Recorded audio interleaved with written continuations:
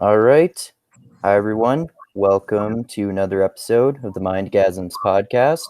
Going to talk to Alex Bello again today. We're just going to talk about an issue that's all over the news right now, which is tech monopolies. So, yeah, I guess I wanted to talk with you about this, Alex, because we communicated a little bit about it on the Mixed Mental Arts Facebook group, and yeah, I mean, I under like there's this is such a it's such a complex issue, and I don't really know what like if there even is a good solution, and uh, I don't know, like what are your thoughts on it in general?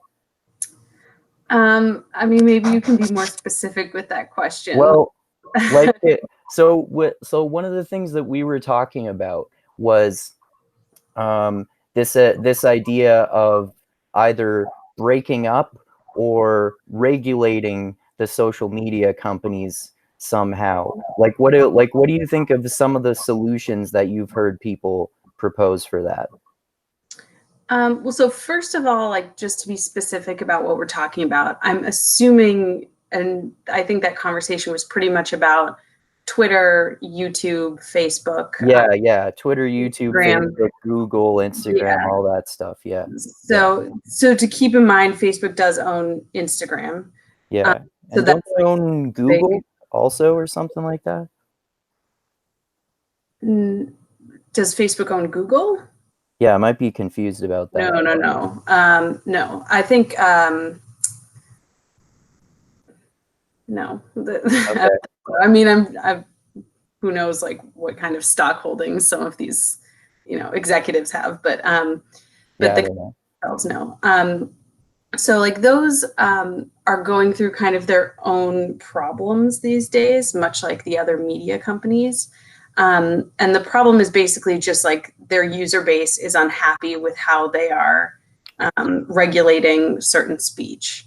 So it seems like people have basically proposed two options, which is either break up the companies themselves and make them smaller, and therefore you would theoretically get a lot of smaller platforms that maybe cater to different kinds of groups, or at least people won't feel so isolated once they're kicked off one of those platforms. Um, Hmm. and then the other option that people have mentioned is to basically regulate them like a utility, just Yeah. to that they're going to be huge and pervasive, and we will probably never get rid of them, and make sure that is written into law, basically. Hmm. Mm. And the for in terms of the problems that people have with it, I know there's a this is sort of a polarizing aspect of the debate too. Like, some people seem to think that uh, that those companies basically kind of censor more conservative views, like in general, and then other people think there's like almost a left-wing bias. But I mean, I'm curious about what you think about that aspect of it too, because it seems like, at least based on what I've learned about it, that there is sort of more censorship towards the right than the left. But it also seems like since this it seems at least like the censorship rules are based on the ideas that people discuss and the words that they use, that it's backfiring on people on the far left too, some of who have asked for some of this censorship because they just kind of do like blanket bannings based on algorithms of, like, if someone mentions Nazis or something, even if it's someone like picking apart something that a Nazi said to debunk it or something, then they might get banned too. Sounds like you might know more about that aspect of it than me, maybe in terms of like the blanket banning using algorithms and stuff like that. Um, Maybe. I mean, from my perspective, what looks like is happening in a social sense. So I believe Twitter runs entirely on a system of they don't really look too closely unless things get reported. So they have their standard rules, and you can't post anything against the law. But then if people are complaining about something, they will then go in and look at it. And I think they tend to err on the side of taking things down. So to me, what's happening is not so much like a left or right wing bias either way by the company. Although you could argue that some of the people at these companies are definitely, you know, one way or the other. They all live in Silicon Valley. I think what happens is there are certain groups of people that make a lot of noise and cause a lot of problems. And so those people are the ones who are getting banned. Because you'll notice like Richard Spencer is still allowed on all of these platforms. Alex, no one cares about what he says. exactly, because he's an old guy and like he's kind of weird and creepy, and nobody's like really like looking into what he says. Yeah. Jones gets banned because he's in the news every other day. He's talking to the president. The president is mentioning him. People feel like it's an act of actual like resistance against this now established presidency to report him. Mm-hmm. So that's not so much that like Twitter or, you know, YouTube or whoever is anti-Alex Jones. Of course they're not. He's great for their business model. What they are trying to do is appease the masses.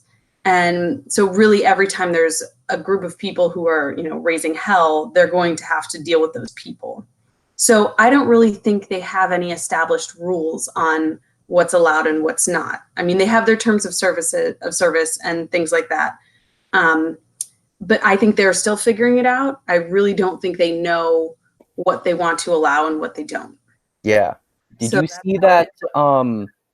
see that Joe Rogan episode with Tim Pool and Jack Dorsey and the lawyer? Yeah. I can't remember her name, but she was basically their legal counsel, right? Yeah.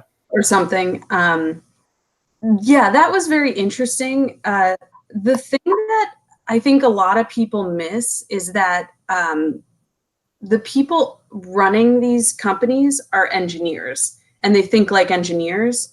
And so we're expecting them to come in and have these like nuanced ideas of how to solve something. But when they try to implement these ideas, they're completely constrained by the media that they're working in. So an algorithm can't know that you are quote tweeting a Nazi in order to illustrate like why his views are wrong. Yeah, that's what I was saying. The algorithm just knows. They don't understand. They don't understand the relevant context, right? Right, and that's not to say that these people aren't doing their jobs. That's not to say that like anything is wrong. It just means that we haven't invented like an artificial intelligence that is that smart yet. Yeah. We just haven't reached that. Yeah. So like it's like what I was saying earlier. I mean, well, at least in terms of this specific aspect of the issue, it doesn't seem like there's really a good solution. It seems like there are some solutions that they're trying out, and sort of like you were saying, it's not like they don't really understand fully how to solve this problem. Like they've even said that themselves. Mm-hmm. Right. So everybody kind of like everyone who's ultra criticizing them needs to know that like nobody's really come up with a good solution as of yet. Maybe there are some people out there, but I haven't heard anything that would solve all of the problems. So that's where we are. Yeah. I think I think it is important to, like you were saying, that it's not necessarily, well, like even people like Tim Pool who criticize specifically Twitter more than anything else.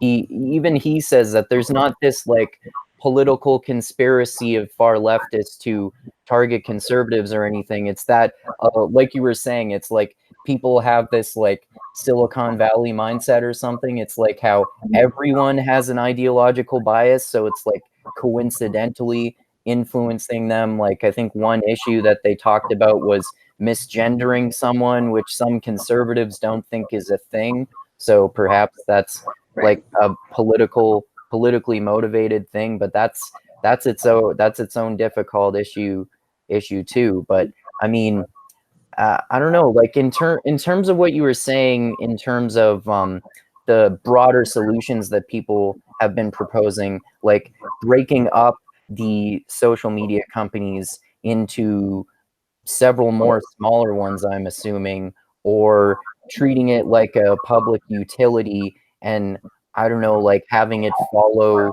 the American Constitution or something since it's an American company. I don't know. What do you think about what do you think about the comparison between those two different ideas?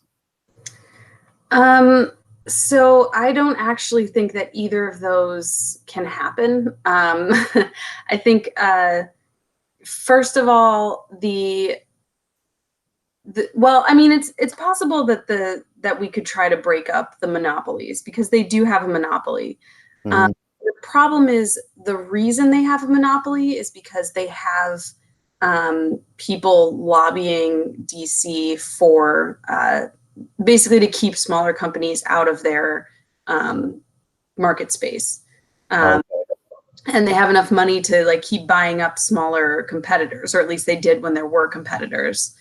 And then additionally, a lot of the infrastructure that you could build, that you would need in order to build something like this, is owned by Amazon or Facebook or any number of like large companies like that that have a lot of stake in keeping the status quo, or that have a lot of interest in keeping the status quo. So for them to be broken up would be a really huge deal, and B, would change a lot of things under the hood. So like right now, if you wanted to go build your own version of Twitter, you would have to host it on a lot of AWS infrastructure, which is Amazon. So like if you're going to do like industry standard work, now there's workarounds, but it's more difficult to do something different.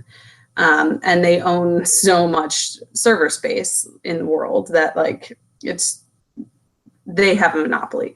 So so I don't really And see even that. even like with other companies too, like there are other social media companies, but hardly anyone uses them and hardly anyone has heard of them. Like there's, I think it's Gab, which was sort of has become like a really conservative one, or there's I think that's actually become like, I think Gab is like a Nazi place. Like I've heard that it's very toxic. okay. And I've never actually been on it, so I don't know.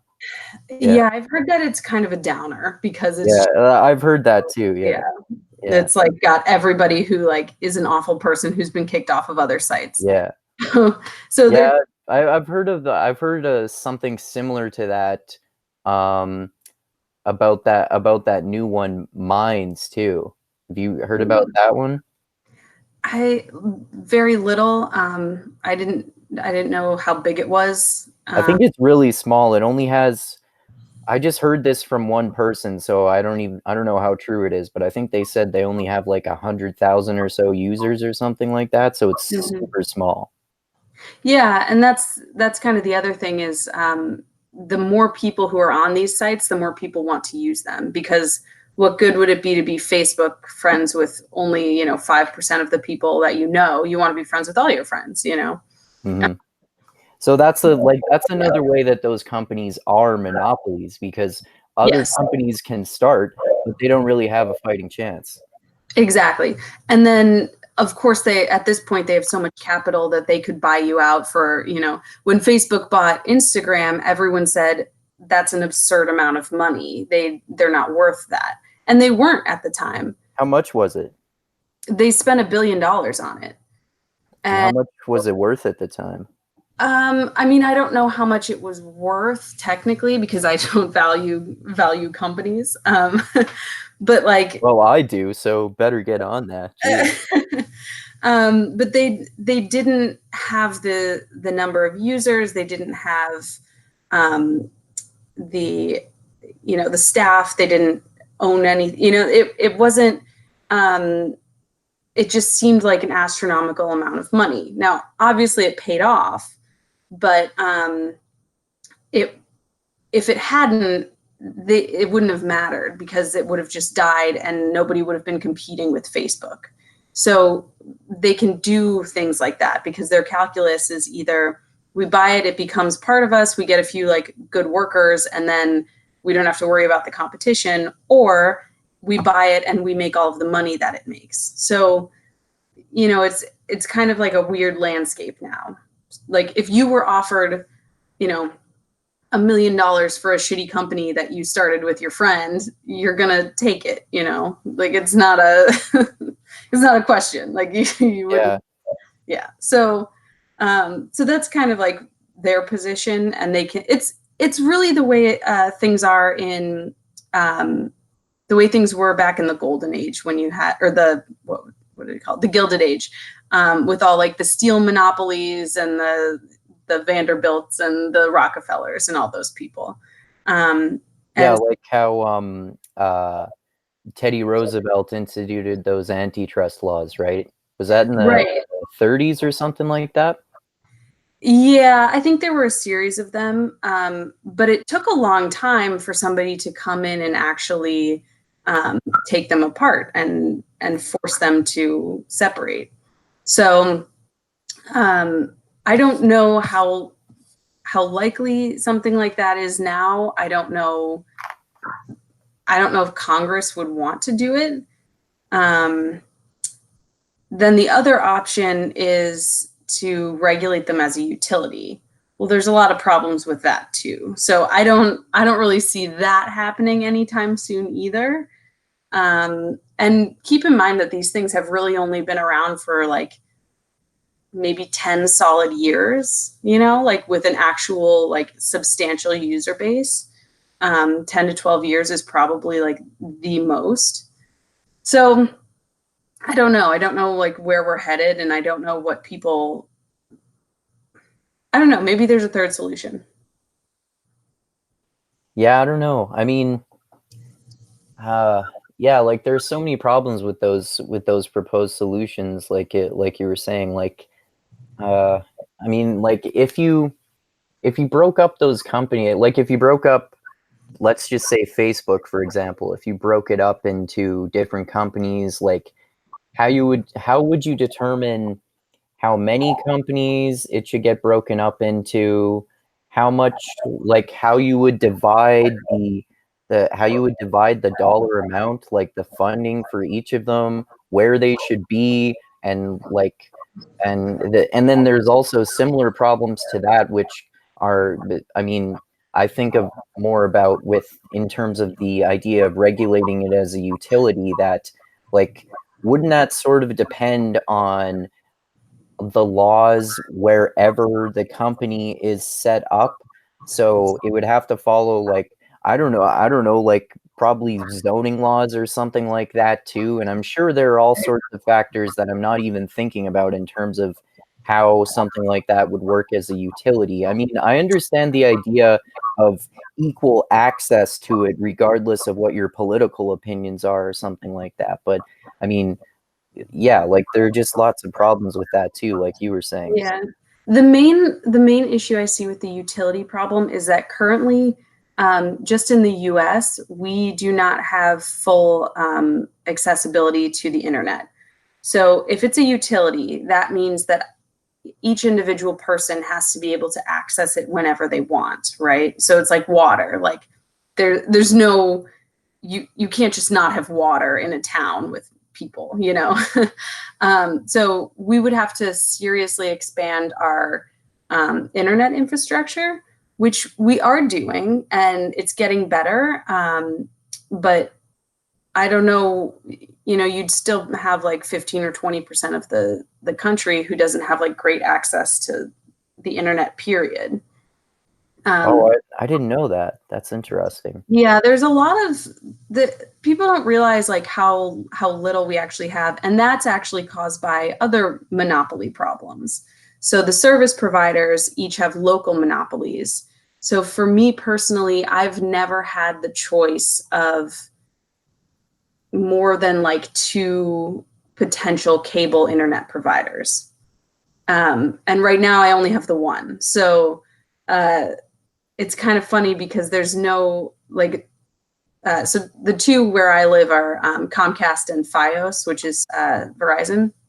And Fios is one of those like it's really, really good. The service is good. Apparently everybody loves it. They're easy to deal with.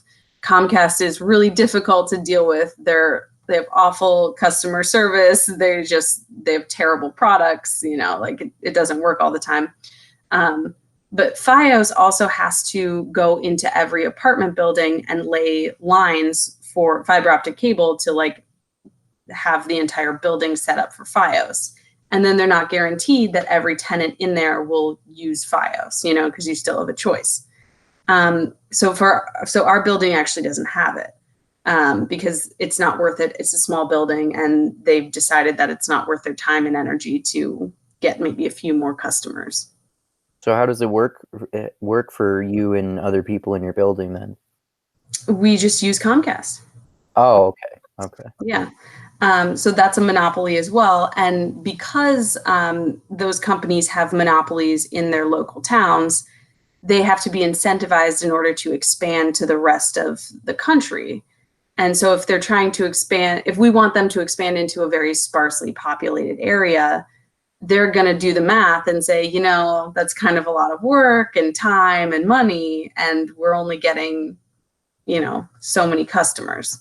So that's why like getting that last 20, 15%, 10% of people access to the internet is going to be very, very difficult because the fewer people you have left, the more expensive it is per customer. Do you think that people are taking this into account, and that this is what they mean when they talk about say, for example, like equal access to the internet for all? I think some people are taking it into account. Other people see it as like a rights thing and think that these companies should be forced into doing it. I don't know. Like, I don't know how you decide like who lays the line. It's like forcing a road to build a railroad to a town, essentially. Yeah. So, and this actually like this was where the whole net neutrality problem kind of sprung up because we have so many local monopolies in America. And this has happened before, if Comcast or whoever decides, I don't really want to provide good service for this competitor of mine. And this happened with like, I believe T-Mobile rolled out phone service that was competing with, I think it was Comcast. I would have to look up the court case. And they actually just throttled service for them. So the goal of net neutrality was to say that, no matter where you are, you have to provide the same service for everyone. You can't just pick and choose like which providers you're going to support or which content you're going to support. And so effective a few months ago, that law is gone. So it kind of remains to be seen whether these companies take advantage of that or not. I didn't know that. Yeah. And so that conversation also went off the rails because it got hijacked by this tribal idea that, forward-thinking progressives want net neutrality and conservatives think it's, unnecessary regulation.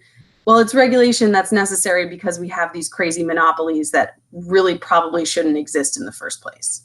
Yeah, but it's not necessarily a moral right or anything like that. Exactly. Like what I was saying when I was talking about this with Dusty last week was regardless of what you think about it in moral terms, just think about it in practical terms too.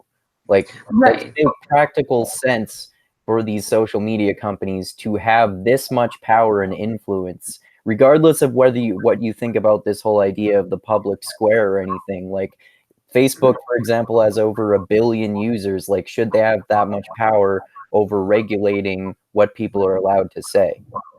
Exactly. Yeah. That's the right question to be asking. But at the same time, they are still private companies. So we have to be careful. Like, if we're going to start regulating them, that is this precedent for regulating other private companies in a similar way. Yeah. And we've already decided that For example, a baker does not have to bake a cake for a gay wedding if they morally object. Yeah. So essentially, what these companies are doing is morally objecting to what users are saying on their site. And it's kind of hard to argue that like they don't have that right. Yeah, yeah, exactly. Because and there's that, and then there's that that reminds me of this part of the argument where people talk about um, whether these social media companies should be looked at as a platform that anyone can use to say anything, and or whether they should be held responsible for the things that people say on their platform. Right. That's And that's and an so interesting aspect of it too. in that case, I think we really do have to look at what's happened in other countries. So, for example, Facebook went into Myanmar and provided internet and phones and access to everything, but basically all they provided was Facebook. And so that was how that country devolved into kind of a genocide, basically, because the Facebook algorithms just kind of like whipped everybody into this like tribal frenzy, and that was the only internet really that they had access to. Oh, I didn't know that. Yeah, so that played a huge role, and it's done. So you may have heard that India, Facebook offered the same kind of deal to India, to some of their provinces, and they turned it down. And so Facebook kind of accused them of trying to keep their people in, intellectual poverty or whatever they. And but they were, I think they made the right call. I think that's reasonable. But there really is an ugly feedback loop that happens with some of these algorithms. And currently, the only way that we can really curb that is banning people. We don't have a good way to stop it. So if Alex Jones gets too out of control, crazy people start showing up on Sandy Hook families' front lawns and accusing them of faking their child's death. Mm-hmm. We can't have that instance. We can't allow that. So the question really is, where is the line drawn at this moment, assuming we don't come up with some other solution that fixes the problem in general. Yeah. And I do think that the algorithms will get a little bit better, but I don't know how long that will take. I mean, in terms of YouTube and Patreon, for example, they're I don't actually know where they draw the lines on this, because I have a parental advisory thing on my Patreon page for could be a number of different reasons. I don't know which one it is, but really? I mean, yeah. But I would assume it's because you allow swearing. I swear, and Yeah. it could be because I smoke weed on camera, yeah. because it's legal here, but it's illegal in other countries. But I mean, anyway, I mean, you can do that, for example. I mean, at least on YouTube and Patreon with Alex Jones, or I mean, and then with YouTube, what recently happened with Steven Crowder is that he got demonetized. But it seems like those sorts of things kind of just help gain these people more popularity too. Like I think Alex Jones got more popularity after this whole scandal thing too, even though he got banned from like basically everything. So I mean, that thing sort of seems to backfire sometimes too, which is another reason that why this is such a difficult problem, because it's hard to know what the right decision is to make. Yeah, I mean, if I were Twitter or an executive at something, I would have a very detailed and public list of steps. So like your first offense, you get a notification. Your second offense, you get maybe something more severe. And then each, like maybe 3 down the line, you get 1 or 2 videos demonetized or whatever. But like I wouldn't be so quick to kick people off. Yeah, that sounds like a much better idea. Yeah, and I would be a lot more transparent about exactly what it was that got you kicked off. Yeah, that's definitely true, that they're notorious for not clearly defining the whatever they call them, like the policies or the rules and regulations, and Oh, for example, another thing that happened too is last Saturday when we were doing the chat that's, I think it's just called Free Speech, the mixed mental arts chat that I did with Dusty last Saturday. It got demonetized before we even started the chat, just for it being called Really? free speech. Yeah, And this was on what platform? on YouTube. On YouTube. Yeah. That's interesting. See, the other problem too, that's kind of interesting, and I don't know if we have like the right language to talk about it, is we're tribal animals, we're social animals. Mm-hmm. Words start to take on like double meanings. So currently, I think free speech is one of those words or phrases that kind of just signals I'm in support of free speech. Okay, every American supports free speech, but when you say it on a platform like that, what you're usually referring to is this right wing kind of like these sort of crazy like tiki torch kind of guys who think that they're Yeah. being like Well, silence.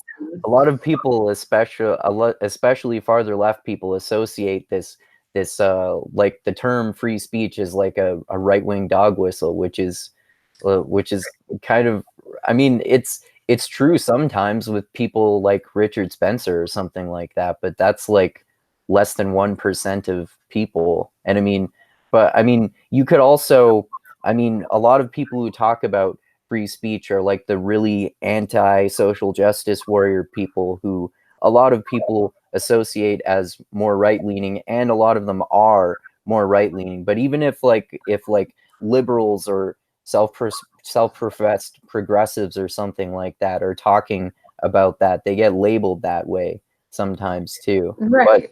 But it's But hard to know because yeah, Facebook or YouTube doesn't know you, Andrew, who, holds these specific beliefs. They just know that like they have to like manage however many like hundreds of millions of users they have. Have they? yeah. I think they've reached a billion. Have they? No, they have to be a billion. Which one? How Which many one? users do you think YouTube has? A billion? YouTube? Oh yeah, I bet they probably have a billion.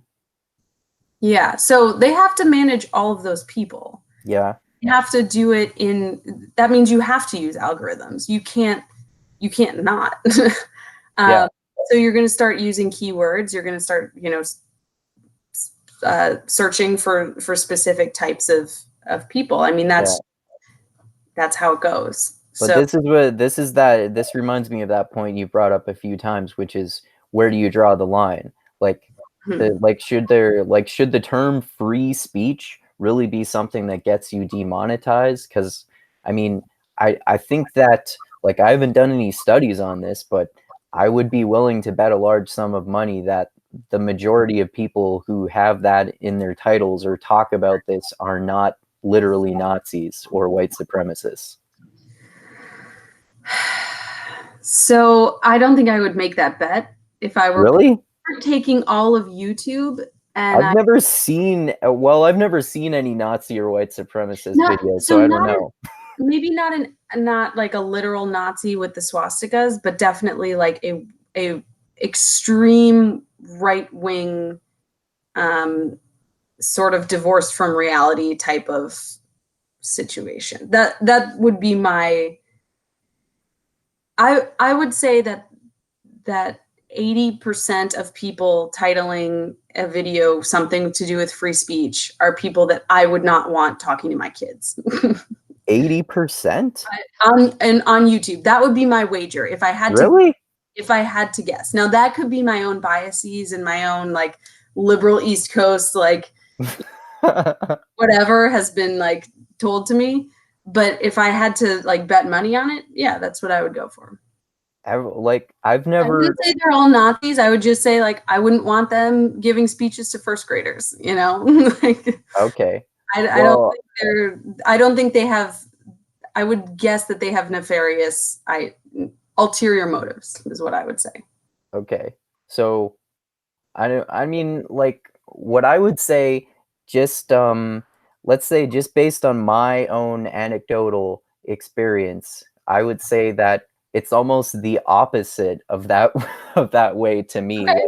Like I've at least like just as this is just based on YouTube videos that I've watched or I have seen but not watched. Like, so I mean the only people I can think of who would fit into that category for me that you're talking about are people like Alex Jones or Stefan Molyneux or Candace Owens or maybe Ben Shapiro or something like that. Like, I'm not sure I could even think of, well, I might be able to think of like 10 examples, but I mean, that's Mhm. partially also because I'm not really attracted to that like extreme reactionary mindset. Like I'm interested in like investigating the views of people I completely disagree with sometimes, but most of the time, like probably most people, I lean more towards people who I agree with more. So that definitely has an impact Also, on my perceptions of this. yeah, and you also have to realize that for every like Ben Shapiro or person who is, wildly popular and making a very good living off of these videos, there are tiers and tiers of people below them, all the way down to like some guy who's literally just making them and no one's watching them. You know what I mean? So there's probably those 10 people you could name probably represent millions of people. And the question, Okay. big is that? Well, if that's the case, then how big of an influence would you say that those 80% of people have if most of them are people who no one pays attention to? Well, that's another question. That's a great question. I mean, you have the in between people who have, a following or whatever. So I don't know how big the median would or the medium group of people would be. That would be an interesting, machine learning question probably. Hmm. But yeah, I don't know. I think there's obviously a lot of hand wringing about, oh, he's talking about free speech, it must be a dog whistle. And some of Yeah. that is definitely overblown. But there is a lot of kind of unusual like usage of the word. I think there's a lot of people who are making these videos who do not actually want America in the way that like I see it or that I um, that I've grown. Well, the only times I've seen people use it that way are either like white supremacists like Richard Spencer saying, rah rah free speech, so we should get to say all our racist shit, basically, or or people in Antifa or something saying like, no, we're all for free speech but not their free speech, no, they don't get to have free speech and we should be violent towards them, and that sort of thing. Like the Mhm. two polar opposite extreme examples are the only thing that like I said, the only thing that I myself have witnessed, even if it's like secondhand or something like that. Yeah, I mean, it's possible. Like I said, that's my own. If I were betting my money on something, that's probably what I would go with. But Okay. I'm not, so that's probably a good thing. Maybe since we're kind of guessing here, maybe it's more like I don't know. Maybe it's more closer to like 60% or something like that. Something in between 20% and 80%. I don't It know. could Hard to be. say. Yeah, it definitely could be. But yeah, I don't know. I don't know. And then you always have like the people who, how like everybody talks about like the proverbial racist uncle, who like, Hmm. yeah, like he's racist, but like he doesn't quite. Well, so you have like the racist uncle who's really racist, but then like, personally, I come from like a small area of the Midwest. There's a lot of sort of like, very parochial people who have never traveled the world, who see, other cultures as evil in a lot of ways. And they Yeah, I'm sort of, similar because I grew up in redneck Alberta. yeah, so like those kinds of people. Not that you guys are all like that, but like it does breed like a specific mindset where like it's not that people are actually being racist. And if they ever met somebody from a different tribe, they would probably be very welcoming. But the way that they talk about these groups sounds really bad. Yeah, yeah, I definitely know what you mean. Like sometimes if I'm talking to someone like that, I really have trouble understanding whether they are intending to be racist or not. Like the like some like even with like someone I know who's like extremely conservative. I thought one time I got really mad because I thought he was literally saying uh, that white fathers are better than black fathers, and I said, are you fucking kidding me right now, man? Or are you seriously Yeah. saying that?" And I think what he meant to say after he was explaining more is that no, because like black people have so many disadvantages in America, like the white fathers can have an easier time helping their kids and stuff. I'm like, oh, okay, well, I don't think that's true, but I think I see what you mean. So I was like, that's the most extreme example I can think of. Yeah, I mean, a lot of it is just that they don't have the proper like vocabulary to talk about it. Yeah, Um, or that they just see what pops up on the media, which is like obviously not an accurate representation of reality, and they're sort of yeah, interpreting what they've seen. So like I think there's a lot of that going on too. And when people um on social media, when people kind of shore up into tribes, we have a really hard time separating the actual nefarious actors who have an agenda and who are trying to push like a real racist narrative. mm-hmm, People who have just kind of haplessly like fallen into that, and the people who are deliberately buying into it. So it's very hard to sort that out. And if it's hard for like you and me as like full thinking human beings who have grown up in this world, who like know all these people, imagine how hard it is to write a computer program that does that instead. yeah. Because the computer has no social context whatsoever. So that's where we are. Like you know more about that aspect of it than me. Like what do you have to organize, like engineer the algorithm to look for? Do you have to engineer it to look for specific phrases basically, or specific words? Yeah, I mean, this is a really large area of study, and part of it is natural language processing, which means a computer reading, language, so English, Spanish, whatever. And that's actually really, really hard to do. So if you think about it this way, in order to get a computer to do something, you have to write a very detailed step-by-step instruction. So if you say to the computer, go get me a beer from the fridge, right? You have to tell it, stand up, walk forward 8 steps, grasp the handle of the fridge, open it up. It doesn't have all the assumptions that you have. You would assume, Right. of course, I have to stand up and walk across the room, but the Hmm. computer doesn't know. So when you're dealing with something like language, how do you tell a computer what a noun is? Yeah. Because we would say, well, a noun is a person, place, or thing. Okay, well then what's a person? What's a thing? So so What is a place? How do I? a computer or an algorithm has no baked in assumptions about the world whatsoever. Like you have to literally explain everything, like what is a word and that kind of thing. Yeah, Oh yeah. I wow. mean, because it knows what data structures are.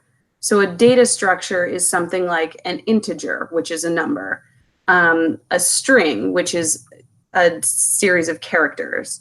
But you can't give it a string and it will spit back out like, oh, yes, you gave me the word car. I know that that's a string, but I also know that a car is a thing with like 4 wheels that drives on the road, and like sometimes a motorcycle counts. You know what I mean?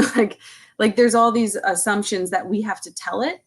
And so I think we've been trying to tell these algorithms and trying to tell um, these computer programs what to look for, but it's so difficult to tell it that. Think about the learn to code situation. Me as an engineer hearing about that, what I think happened was this learn to code word got, people started using it in a derogatory way. It was really hard to tell like what was joking about the derision, what was actual like harassment. People were just piling on other people, and everybody was screaming at Twitter to do something. And so said, you know what? No more learn to code. We're gonna read, if you read that string, learn to code, get rid of the person. They're out. Like, that's it. And so to me, that sounds like a really frustrated engineer who didn't know what to do and really had no tools in order to parse this situation, appropriately. Yeah. And so that's what I'm seeing. And people are getting mad and they're saying, well, it's liberal bias, it's this, it's that. No, it's a difficult human situation. Yeah. Yeah. And like that reminds me of too. I mean, I mentioned this before earlier, but as another debate that I watched about this between Tim Pool and David Pakman. David Pakman sort of convinced Tim Pool that it's not that people are getting banned on Twitter, for example, because they're using particular because they're supporting particular political ideologies or something like that. Like, there's nothing. It's not that these social media companies are going against conservatives specifically. It's these it's like particular words that they use or phrases, like learn to code, for example. And like with a lot of them, it seems like conservatives are more prone to saying those sorts of things. So it's like coincidentally that can happen. It's like we were talking about earlier. There's no like ideological conspiracy to shut down conservatives or anything like that. Sure. And then the thing to remember too is that algorithms only work with the data that we give them, and we're human, so we are giving them biased sample sets all the time. So if we're feeding an algorithm, racist information, it's going to be racist. It's not because the algorithm is racist, it's because it's just taking what it's given. So if you have a bunch of liberal people feeding, I mean, this is the argument for having diversity of any kind, right? If you have a bunch of liberal people feeding algorithms test cases that are all, liberal ideas, it's going to be a more liberal algorithm or a more algorithm. Yeah. If you had people in, wherever, somewhere, Dallas or something doing this instead of Silicon Valley, the algorithms would probably look a little different. Yeah. Yeah, it's like why that that example that I brought up of misgendering happened too. And I mean, I don't know, we've talked about that whole thing before. Like, my personal opinion is I would call people whatever they want to be called, or whatever gender they want to be called. But that is my own political bias on that opinion. And if someone think like a conservative is allowed to think that if a transgender woman has a penis, then there's still a man, so I'm going to call him a man. They do have a right to at least have that opinion. Yeah, and that's, you have the right to be an asshole, like Exactly. Yeah, that's what I like to say. People should have the right to be an asshole. Right. So we can't just start putting people in jail because they're jackoffs. Like, I don't like that's a very tricky one.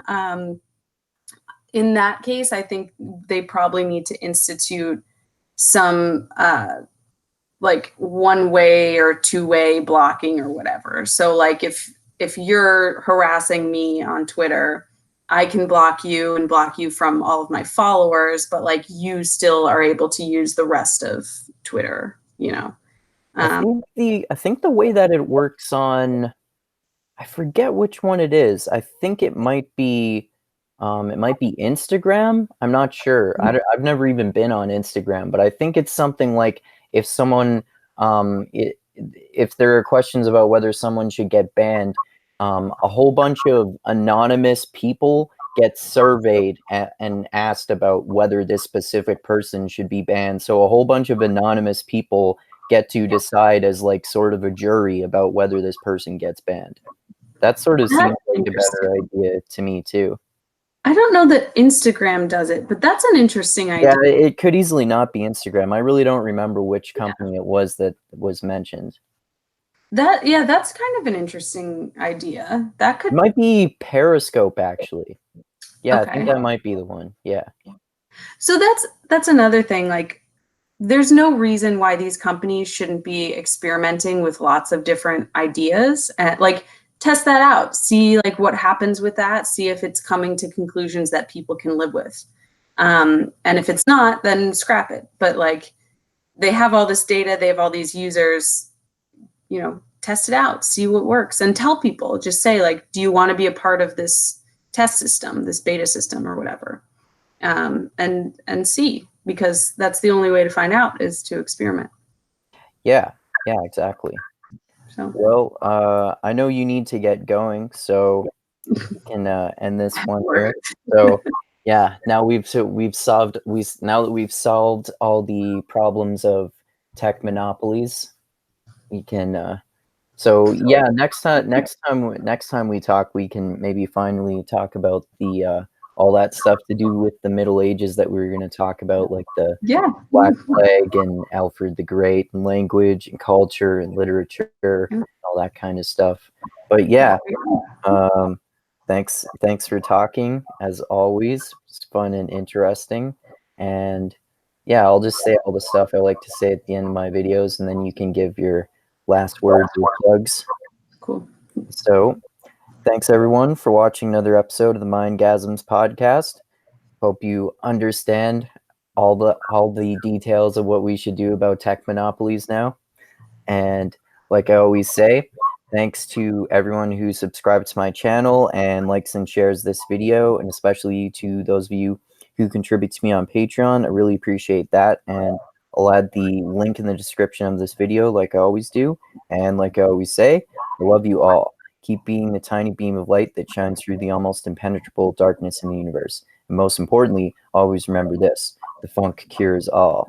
All right, keep having mindgasms, everyone. And any plugs for your beer company there, or any words? So drink Taiba beer, Taybeh. Yeah. Yeah. Okay. All right. Well, thanks again, and thanks everyone for watching, and have a good night, and adios until next time.